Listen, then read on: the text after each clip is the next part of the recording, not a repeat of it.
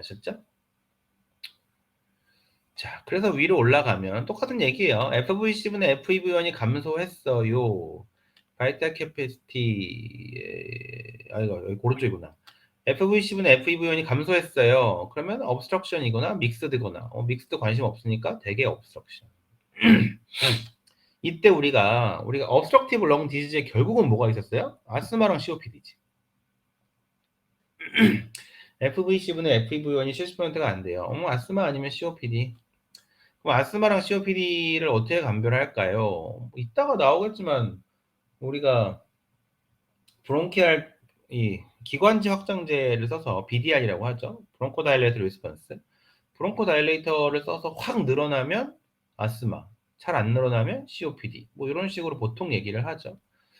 그것도 있고요. 그 다음에 DLCO라는 것도 있는데 이게 디퓨전 캐패시티거든요. 디퓨전이 얼마나 잘 되나? 우리가 아스마가 있고 COPD가 있다고 했지만 COPD에도 두 가지 타입이 있죠. 크로닉 브론카이티스랑 엠피제마. 우리나라 COPD 환자의 거의 절대적 다수는 엠피제마예요. 크로닉 브론카이티스도 있지만 엠피제마가 훨씬 많긴 해요. 어쨌든 이 중에서 DLCO가 감소하는 건 엠피제마밖에 없어요. obstruction 중에 DLCO가 감소하는 건 엠피제마밖에 없다. DLCO의 기준은 80%예요. 얘도 80%. 자, FVC분의 FEV1은 정상이에요. 그 다음에 바이탈 캐패시티 봤더니 줄어요. 제한성이지. 제한성에도 폐 자체가 딱딱해져서 안 늘어나는 게 있고 폐 바깥쪽에 뭐 물이 찼든 뭐 했든 뭐가 차가지고 잘 못 늘어나는 게 있는데 폐 안쪽인지 바깥쪽인지 볼 수 있는 게 여러 가지 있어요. 뒤에 나오지만 DLCO도 볼 수 있죠. DLCO가 감소하면 거의 폐의 문제죠. 그리고 요걸 한번 더 봐야 됩니다. 자, 볼 게 많아요. 이 그래프는 밑에가 숨을 들이쉬는 거, 위에가 내쉬는 거, 속도를 표시한 거고요. 약간 그래프가 이상하지만 오른쪽이 제로예요. 오른쪽이 제로. 보통 우리가 왼쪽부터 시작하는데 얘는 오른쪽이 제로예요. 그래서 이게 까만색이 정상인데 숨을 끝까지 내쉰 상태가 레지듀얼 볼륨이죠. 끝까지 내쉰 게 레지듀얼 볼륨. 그 다음에 숨을 끝까지 들이쉰 게 전체 다가 토탈 런 캐패시티. 그러면 이 폭, TLC라고 써 있는 거에서 레지듀얼 볼륨까지 이 폭은 뭐가 돼요? 바이탈 캐패시티. 그쵸? 이게 바이탈 캐패시티죠. 자, obstructive, 그 다음에 restrictive 중에 파렌키말과 익스트라 파렌키말을 어떻게 구별을 할까요? 일단 제한성 폐질환이에요. 폐가 제한이 돼. 그러면 토탈 런 캐패시티가 늘어날 수 있을까요? 없을까요? 없지. 폐가 제한이 된다니까. 그 무조건 TLC는 줄여야 돼요. 토탈 런 캐패시티가 무조건 줄여야 됩니다. 제한성은. 물론 제일 중요한 건 이제 바이탈 캐패시티가 줄어드는 거지만 바이탈 캐패시티는 다 줄 수 있거든요. 바이탈 캐패시티도 물론 줄어야 되고 그러면 TLC도 줄어야 되고 토탈 런 캐패시티 줄여야 된다. 그러면 이 파렌키마라고 익스트라 파렌키마를 아까 DLCO라는 걸로도 감별을 했는데 DLCO 말고 또 감별할 게 있을까요? 레지듀얼 볼륨. 레지듀얼 볼륨이 줄어들면 파렌키말. 레지듀얼 볼륨은 안 줄어들면 익스트라 파렌키말. 레지듀얼 볼륨으로도 감별을 할 수 있어요. 모양을 떠올려 보시면 됩니다. 뭐 obstructive는 FVC는 FEV1으로 감별을 하는 거니까 TLC가 줄지 않아요. 폐쇄성은 TLC가 줄 이유가 없어요. 막힌 건데 뭐 TLC가 왜 줄어? 늘면 늘었지. 그래서 토탈 런 캐패시티가 줄지 않는다. obstructive는. 어떻게 보면 토탈 런 캐패시티만 봐도 restrictive인지 obstructive인지는 구별을 할 수 있죠. 자, 그래서 이게 막 표가 이게 해리슨 옛날 판에 있던 표고 해리슨 신판으로 넘어오면서 이렇게 바뀌었어요. 아예 숫자를 주어줍니다. 이렇게 해서 한번 해석을 해봐. 그런 얘기인데요. 일단 우리가 토탈 런 캐패시티를 보면 어느 정도 알 수 있을 것 같아요. 토탈 런 캐패시티를 봐서 줄어든 애들은 restriction, 줄어들지 않은 애들은 obstruction, 뭐 이렇게 나눌 수가 있고요.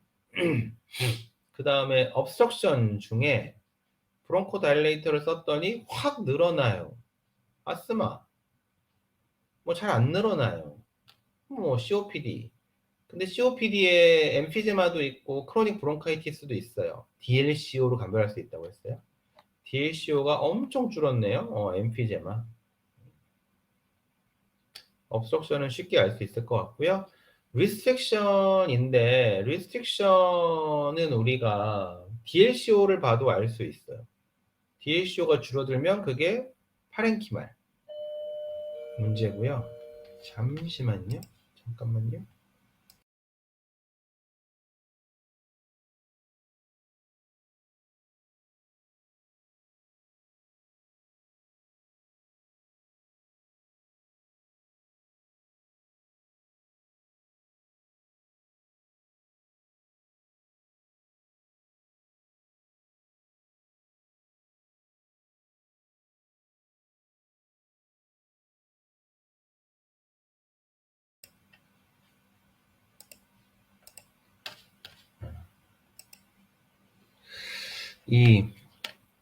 뭐 얘기 담은 거야? DLCO가 줄어들면 이제 파렌키말 리스트릭티브죠. 파렌키말 리스트릭티브에 보면 대표적인 게 풀모나리 파이브로시스죠. ILD를 얘기하는 거예요. 파렌키말 리스트릭티브 하면 ILD입니다, 되게. 대표적인 게 IPF. 그 다음에 이제 DLCO가 80% 이상이면 정상이에요. 그래서 DLCO가 좀 정상인데 하면은 파렌키말이 아니라 익스트라 파렌키말일 가능성이 높고요. 익스트라 파렌키말은 레지디얼 볼륨이 안 줄어드는데 그러네요. 안 줄어드네요. 레지디얼 볼륨이 줄어드는 게 파렌키말. 이걸 봐도 알 수 있고. 사실 뭐 익스트라 파렌키말 중에 뭐냐를 우리가 이거 PFT를 보고 감별하는 건 아니지만 우리가 상식적으로 알 수 있는 게 하나 있어요. 마이아스테니아 그라비스라는 게 어떤 병이에요? 중증 근무력증이요. 아니 그쵸, 당연하지. 그러니까 그게 어떤 병이냐고. 근육에 힘이 안 들어가는 병이잖아요. 그러면 근육의 힘을 완전히 뺀 상태는 정상인하고 다를 게 있을까요, 없을까요? 없지. 근육에 힘이 안 들어가는 병이니까 근육에 힘을 뺀 상태는 정상인과 똑같지. 아까 근육에 힘을 뺀 상태가 뭐라고요? Functional Residual Capacity라고. 그러니까 이 정의상 FRC는 완전히 정상이어야죠. 마이아스테니아 그라비스 환자. 그러니까 당연히 100%죠. 정의상. 뭐 그런 겁니다. 그래서 이런 식으로 감별을 하는구나. 넘어가시면 되고요. 우리가 지금까지 얘기한 거는 다 페리페랄 얘기예요. obstruction도 저 페리페랄 쪽 얘기고요. 이 upper airway가 막히는 건 다른 얘기예요, 완전. 그래서 upper airway가 막히게 되면 이게 플랫해집니다. 그래서 아예 픽스드하게 뭐가 있어서 꽉 막히면 들이쉴 때 내쉴 때 다 막힙니다. 그리고 이거 오른쪽 두 개는 뭐가 막혔다기보다는 이게 말랑말랑해지면서 오히려 이게 움직이면서 눌리는 걸 얘기하는 거거든요, 이렇게. 들이쉴 때 눌리냐, 내쉴 때 눌리냐에 따라서 흉곽 내냐, 흉곽 외냐를 이렇게 나누는데요. B랑 C는 시험에 나온 적이 없어요, 사실. 다 A만 나왔고요. A는 트라키알 스테노시스, 기관 협착이 이렇게 나타납니다. 그럼 트라키알 스테노시스라는 거는 왜 생기나요? 주로 여기 이 인투베이션 너무 오래 했을 때, 인투베이션을 한 상태로 2주 이상 지나면 트라키알 스테노시스가 잘 생깁니다.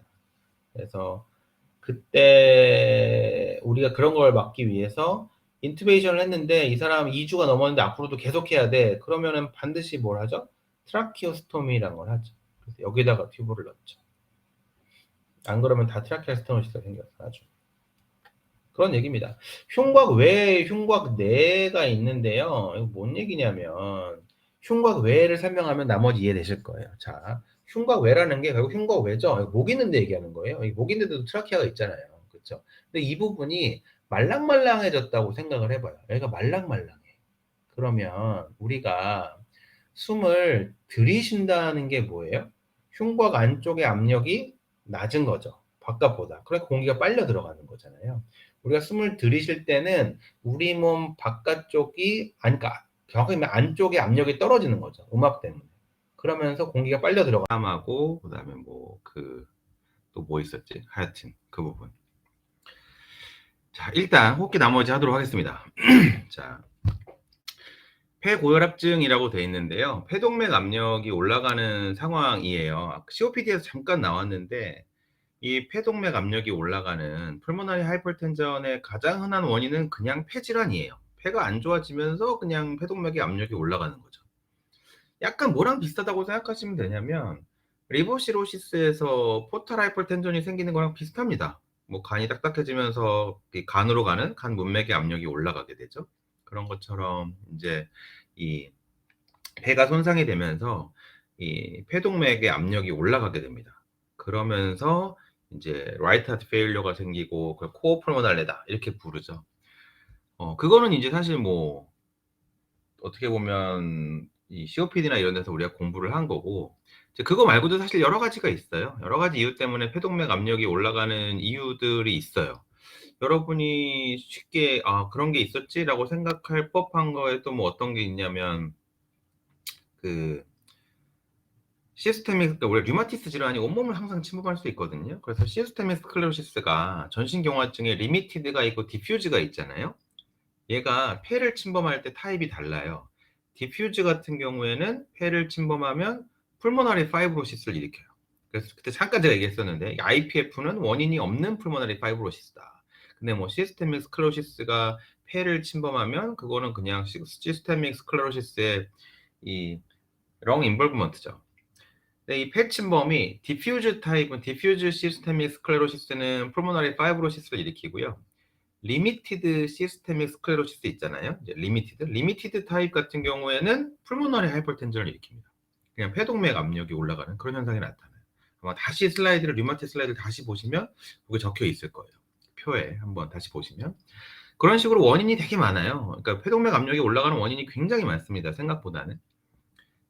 대부분은 코어 풀모날레지만, 근데 여기서도 인제 어떤 게 있냐면 원인이 전혀 없는, 정말 아무것도 원인이 없는데 그냥 폐동맥 압력이 높아요. 이런 병이 있어요. 원발성 폐동맥 고혈압이라고 부르고요. 프라이머리 풀모너리 하이퍼텐션이라는 병이 있습니다. 얘는 폐도 괜찮아, 뭐 여러 가지 다른 장기에 문제도 없는데 그냥 폐동맥 압력이 높은 경우 우리가 프라이머리 풀모너리 하이퍼텐션이라고 부르고요. 드문 병이에요. 굉장히 희귀병에 가까운 뭐 그런 병이긴 합니다.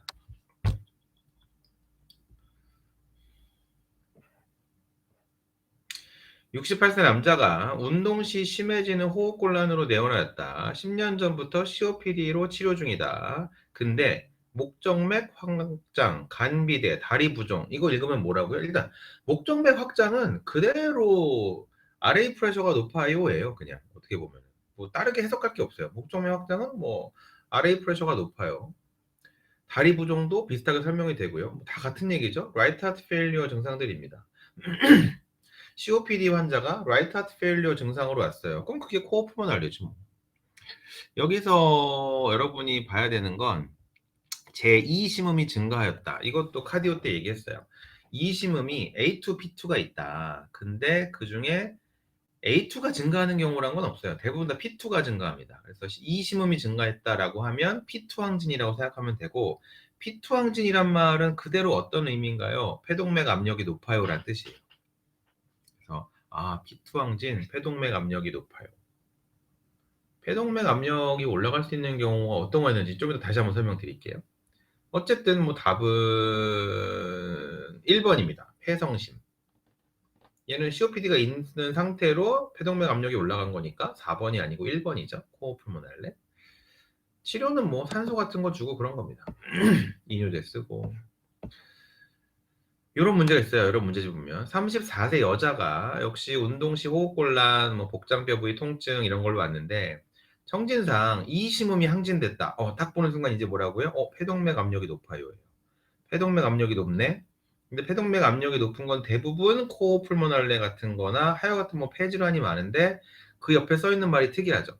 폐기능 검사 이상 없어요. 동맥혈 가스 검사 이상 없어요. 체스트 엑스레이에서 폐 실질에 특별한 병이 없어요. 라고 나오는 거예요. 폐에 아무 병이 없어요. 근데 폐동맥 압력이 높아요. 이걸 뭐라고 부를까요? 원발성 폐동맥 고혈압이 좀 더 정확한 진단명입니다. 답은 5번인데 협착이란 말은 잘 안 쓰고요. 원발성 폐동맥 고혈압 이런 말을 많이 씁니다. 그래서 이런 거구나. 폐동맥 압력이 높은데 특별히 다른 거 없는 거. 그거를 이렇게 부르는구나. 근데 우리가 폐동맥 압력이 높다는 거를 뭘 보고 알았죠? 이 심음이 항진되었다라는 게 중요한 거다. 그걸 보고 우리가 폐동맥 압력이 높다는 걸 아는 거다. 기억하십시오. 자, 원발성 폐동맥 고혈압과 관계가 없는 것은 뭐 이런 거 나오진 않지만 제2심음 증가 당연히 맞고요. 뭐 오심실 박동 증가, 경정맥압 상승, 감비대 다 맞습니다. 폐에 물 차진 않지. 폐에 물 차는 거는 좌심방의 압력이 높은 거니까 레프트 하트 페일리어 증상이잖아요. 그래서 3번은 뭐 상관이 없죠. 자, 오케이. 그러면 이런 병은 뭐 진단하기는 좀 어려워요. 그냥 폐동맥 압력이 높다는 걸 확인을 하고 특별한 원인이 없으면 그때 가서 그냥 아무 원인이 없으니까 프라이머리 풀모너리 하이퍼텐션이다. 이렇게 진단을 합니다. 그러면 치료는 어떻게 하나요? 당연히 약물 치료를 하고요. 조금 복잡해요. 이것도 이 약물 반응 검사를 해서 어떤 약물에 반응이 있냐 없냐 막 이런 걸 써서 어떤 약을 쓰나가 달라지는데 우리가 가장 흔하게 쓸 수 있는 약은 이것도 고혈압이잖아요. 어떻게 보면. 그래서 가장 흔하게 쓸 수 있는 약은 칼슘 차단, 칼슘 채널 블로커. CCB. 우리가 그냥 고혈압에 쓰는 그 칼슘 채널 블로커가 효과가 있는 환자가 있고 없는 환자가 있어요. 그래서 효과가 있는 사람에서는 이제 칼슘 채널 블로커를 쓰면 되고요. 근데 효과가 없는 사람들이 있거든요. 그런 경우에는 또 완전히 다른 약을 써야 되는데 그때 우리가 굉장히 선호하는 약이 발기부전 치료제로 유명한 그 실데나필 같은 애들. 걔네가 원래 그 카디올로지 약으로 개발된 건 아시죠? 그랬다가 어이없는 사이드 이펙트로 이 발기부전 치료제로 갑자기 변경된 거잖아요. 그래서 실데나필이란 약이 프라이머리 풀모너리 하이퍼텐션 때 많이 쓰인다. 실데나필이란 약이 생각보다 이런 혈관 확장제로 여기저기 많이 쓰여요. 그래서 프라이머리 풀모너리 하이퍼텐션에도 쓰이고 계속 제가 언급하는 그러니까 사실 이게 원리가 비슷하기 때문에 계속 나오는 얘기거든요. 시스테믹 스클레로시스라는 병도 혈관이 좁아지는 병이에요. 그 시스테믹 스클레로시스의 가장 초기 증상이 뭐였죠? 레이노드 현상이었잖아. 레이노드 현상부터 시작해서 진행을 하잖아요. 혈관이 다 수축하는 병이거든요. 그래서 그때 그 시스테믹 스클레로시스에 의한 막 레이노드가 심할 때도 원래 우리가 그때도 CCB를 썼다고 했죠. 칼슘 채널 블로커가 답이었어요 그때. 이 전신경화증에 의한 레이노드 현상이다. 치료제는 칼슘 채널 블로커가 답이었어요. 국시 문제였고. 근데 그때도 칼슘 채널 블로커 쓰고 안 되면 우리가 실데나필 같은 약을 쓰거든요. 그러니까 똑같아요. 이 프라이머리 풀모너리 하이퍼텐션 때도 CCB 안 되면 실데나필 뭐 이런 것들을 쓴다.